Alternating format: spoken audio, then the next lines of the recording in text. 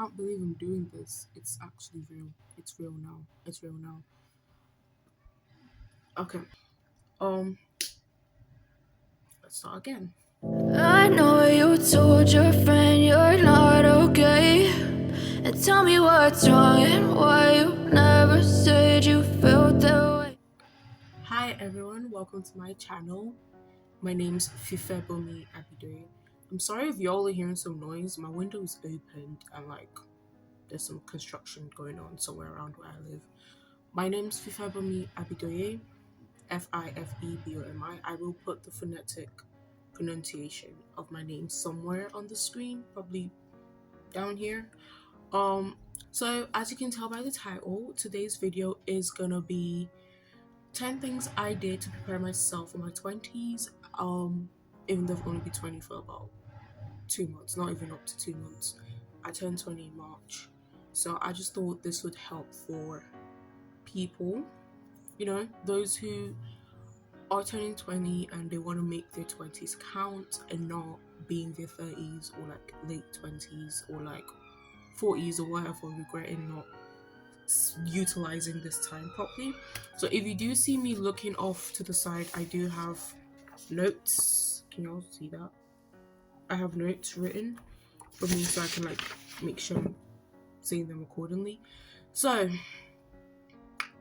let me wear my glasses. Okay, the first thing I did was set my expectations and intentions for my 20s. So a lot of advice I've gotten from like family around me, like family friends on YouTube videos of people, is to be intentional about spending your 20s. A lot of people regret not spending their 20s wisely, and then they start doing things that they believe they should have done in their 20s and their 30s and 40s and realize that it's a bit too late for them. So when I thought about my 20s and what I want to do, I was like, I don't want to waste this time. I don't want to be 25 or 29 being like, oh no, I should have spent this early 20s or done more with my time. So I set my expectations and my intentions, what I expect to have achieved by the time I'm 30. I might do a video on that. What I expect to achieve by the time I'm 30, what both in like personal, finance, business, just every area, like spiritual, with my walk with God, and my intentions, what I intend to do, how I intend to approach 21, 22, 23, 24, all the way to 30. So number 2 is I reflected on the past and I identified areas of my life that needed working on. So I didn't want to enter my 20s with weaknesses. Like I obviously, when you start thinking about the fact that you're turning 20 and you're being like a proper adult, I don't know about you, I personally started thinking about like from the time I turned 10 until like 19 and just went through everything that's happened in my life since then. And I was like, okay, if I want to be successful in my 20s and on forth, I can't carry this mindset or like teenage mindset or like areas of my life that would hinder me from achieving certain things in my 20s. I can't carry it with me. So I looked at those things, I identified what they were, and I worked on them. A lot of them is, work in progress, but I worked in the foundations so that it's not hard for me in the future. And then also I didn't want like certain things to be like, I'm gonna get married, I'm gonna have children, I'm going to, be a mother, be a wife, all of that. I can't let things that hurt me then to slowly affect my future relationship with my future husband and my kids and my in-laws or whatever. And some of you are like, you're just 20, why are you thinking about that?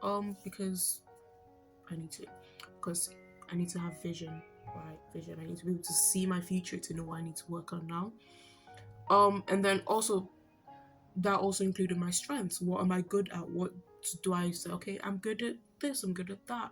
Okay, how can I better improve those areas of my personality to strengthen it and make sure that they don't end up becoming weaknesses? The third thing, the third thing I learned to do was forgive. I learned to forgive, and it was hard. It was hard and it was heavy because, like a lot of you, I've been hurt in so many different ways, from people I trusted, people I didn't know. I've been hurt, right? Maybe one time I'll tell my story, maybe if God tells me to. But I've been hurt, and obviously with a lot of pain and hurt comes unforgiveness, and unforgiveness is the stealer of joy.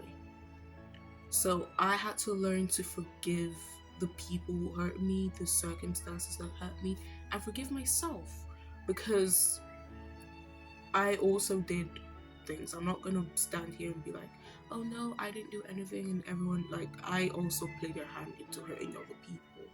So I had to forgive myself, and forgive myself from holding on to things people said and using that, allowing that to affect myself. Forgive those who hurt me, forgive the circumstances, because I can't carry the burdens of the past into my future. I need to let it go. I need to know, like, you know what? What's done is done. What happened, happened. And that's that. To be fair, from the forgiveness, I'm grateful, because if those things didn't happen, I wouldn't have the understanding and maturity that I do now. Funny enough, hours after I filmed this video, one of the ministers of God that I watch, Apostle Innocent Java, did a daily devotional live, and part of the things he talked about was, you know, self-deliverance, delivering yourself.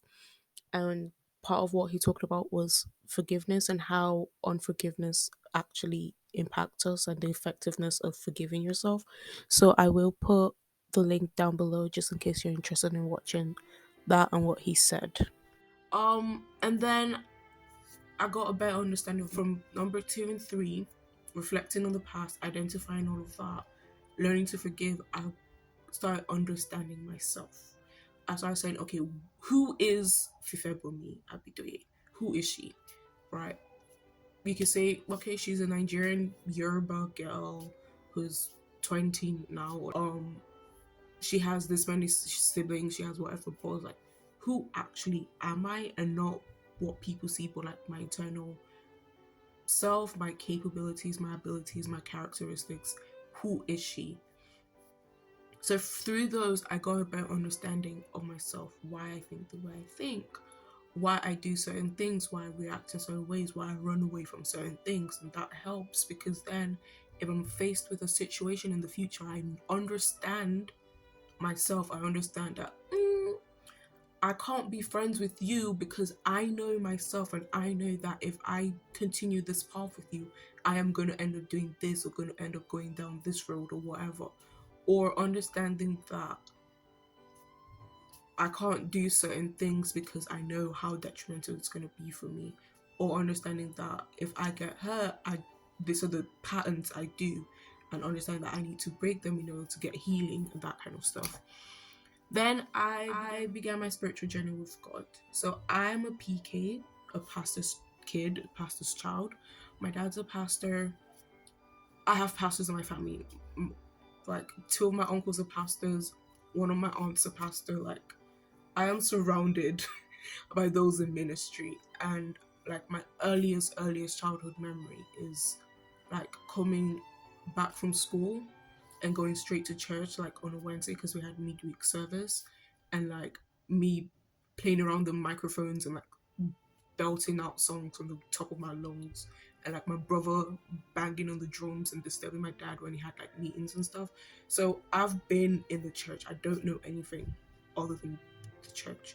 Like my family, most of my family members are Christians. I do have some Muslim relatives, and then I do have some relatives that don't believe in any of this, who are basically atheists. So I'm just surrounded by God, and I think as I got older, it just became a religion. It just became a thing that I had to do. I have to wake up on Sunday morning and go to church.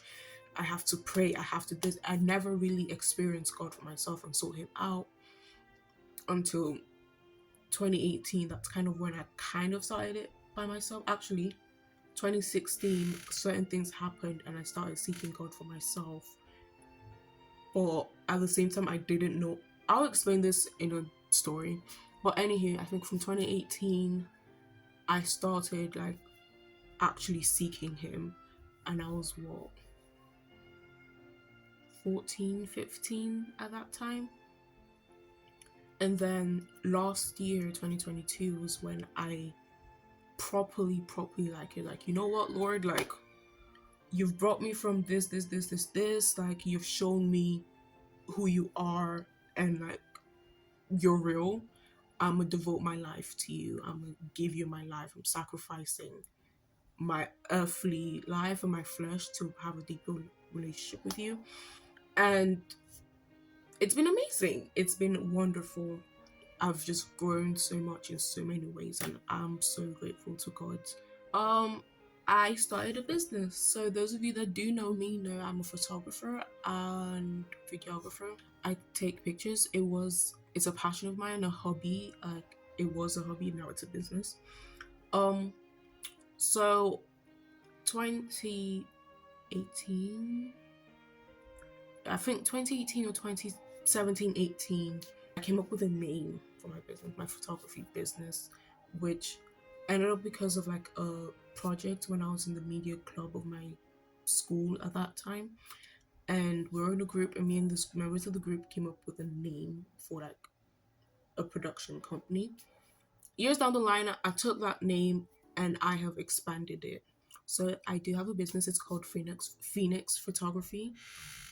You can follow us on Instagram. I'll put the Instagram down below. Shameless plug. But I started a business. I was like, okay, this is my passion. Why don't I make my passion an income? While I'm also obviously like at uni studying psychology. If you don't know, I do study psychology at uni. I started a business, Phoenix Photography. So many plans for it. I've seen how it's gonna grow and I'm excited to follow it through. Number 7, I audited my circle of friends. That sounds harsh, but let me explain. There is a tendency, I have a tendency of when I become friends with people, even though obviously this friendship starts good, lovely, whatever, but at some point for a few of them or a lot of them, it starts getting to a point where I'm slowly losing my mental stability because of this friendship, because I'm carrying so much or I'm doing so much for this friendship that I'm losing myself. And it will get to the point where I felt like I was losing my mind, like I felt myself slipping away. So I was like, okay, if I'm gonna do based on my expectations I've set, my intentions for this 20s and beyond, I know that this person cannot carry on with me. I cannot carry them with me. I cannot carry whatever they're carrying, whatever their baggage is, whatever thing that's afflicting them that's also started to afflict me. I can't carry it with me. So I let them go. I didn't close the door harshly. One thing my parents always tell me is, if you have to close the door to something, close it softly, because you never know when you need them tomorrow. And not like actually tomorrow, but like, in the future. I audited my circle of friends and I identified the ones that I know that no matter what happens, they're with me, ride or die. Like, then number 8 is I opened savings account. So when I turned 18, I opened a bank account, and from there I opened savings accounts, because one thing I realized I need, like, is important, is financial stability. Tendency of people my age, right, is when you get money, when you're working, it's YOLO. You only live once. Let me just enjoy my life as it is. When I'm 30, I'm gonna start saving and whatever. I'm not like that. First of all, I don't go clubbing, right? I have no interest in that. I don't drink, have no interest in that. I don't go to like raves or like whatever. No. Like, even before I started relating like my walk with God. I never had interest in that. It's just doesn't appeal to me. And I'm trying to create generational wealth. I want my great great great great great great times 10 great grandchildren, right, to still have the wealth based on what I've started and what I've done, right? So I was like, okay, one way to do, I've watched videos. My mom's also told me, my mom's like an accountant. That's the career she was in, an accountancy. So I understood, and she's always helped us understand the importance of savings. Like this is this didn't just start now. Even when I was in boarding school, I used to save my pocket money even though I didn't have to. When I was younger, I've always been like money conscious. So I opened an emergency savings account, right? That I just put money in, I don't touch it at all. I opened um I opened savings accounts basically. I'm not gonna tell you about my savings account. Okay? No. If you wanna know what savings accounts to open, how to open or whatever, there's so many YouTube videos on that. And then I started investing. So I do not know nothing about investing. Anything financial, whatever, don't ask me because I know. No. It's like teaching a baby algebra. That's what the financial world is to me, teaching a baby algebra. So what I did, my bank, if some of you don't know, at least in the UK, you could start investing through your bank, so you could get them to um sort out your investing, whatever. I did mine through my bank app. um I was like, okay, I want to invest. I don't know what I want to invest in, but I want to invest. Did whatever. I chose the type of investment risk I want. I put my £50 in, and that's that. I've got my units and whatever. I just need to keep putting money in so I can keep getting whatever. So I started investing for the long term, not just for short term things, for the long term, to buy a house, to maybe even investing money for my wedding. You never know. I don't know. I'm just investing. And the last thing I did is, and this has like subcategories, is I started developing my personal brand. Now, some of you might have heard this around in like, the grapevines or whatever about personal brand. So I started working developing my personal brand. I was like, okay, if I'm gonna be, since I'm a businesswoman, I'm gonna, have a ministry, a YouTuber. I need to work on my personal brand. I need to work on how I present myself. I need to work on attributes that make me 𝙾𝙾𝙧𝙞𝙨𝙪𝙧. So, in that category, I started picking up new skills. So, new skills I looked around what's going on in the world, what's popular in the world, the trajectory of the world, both in technology, just everything. I was like, okay, in 10, 15, maybe even 5 years from now, these certain skills are very important, very crucial. So I was like, I identify those skills. I'm like, okay, I'm going to work on them now. I'm going to start building up those skills. So even when I apply for jobs, or certain opportunity comes and it's like, oh, we need you to be able to do X, Y, and Z. I was like, oh, actually I am able to, because I have this skill. I'm able to do this. I know how to do it, and I'm developing that skill. The second thing is learning new languages. So I already speak 3 languages: English, French, Yoruba. I am from the tribe Yoruba. I'm a Yoruba babe. I'm Nigerian, or Yoruba babe, of course. And French, French has just been part of my life. I started learning at primary school, and then I lived in 2 French-speaking countries. So it's just been part of my life. It's my second language, and then Yoruba is basically my third language, even though it's my native language. So and then I was like, okay, I need 2 more languages that would help. So I was like, I'm picking up Spanish and Korean. As of right now, I don't know if I would add more languages in the future, but Spanish and Korean. I started my Korean journey in 2016.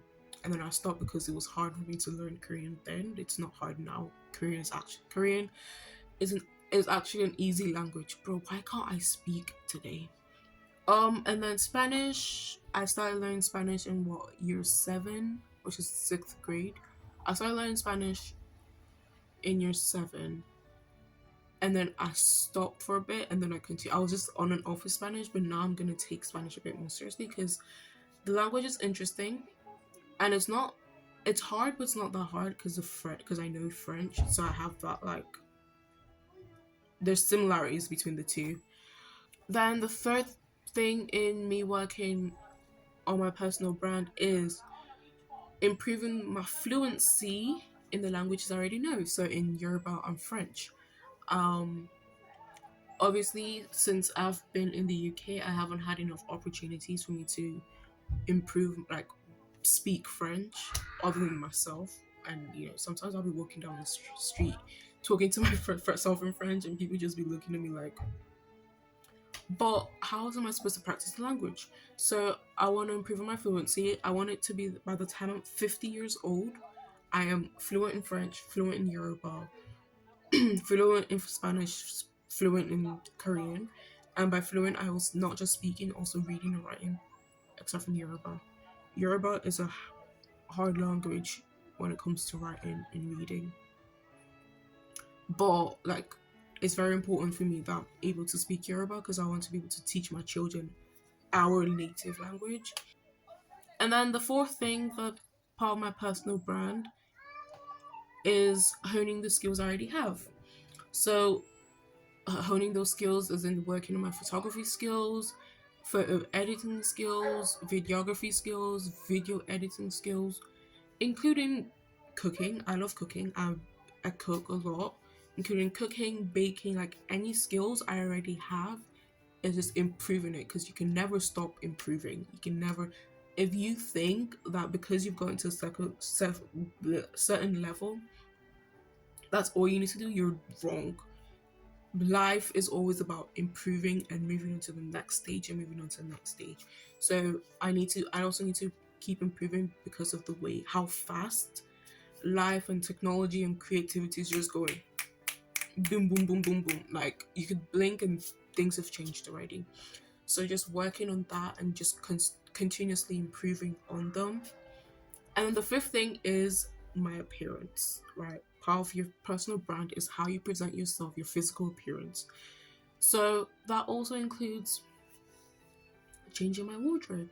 Most of the clothes I have are like sweaters and hoodies and like sweatpants. Nothing wrong with them, but like my personal style is the academia style.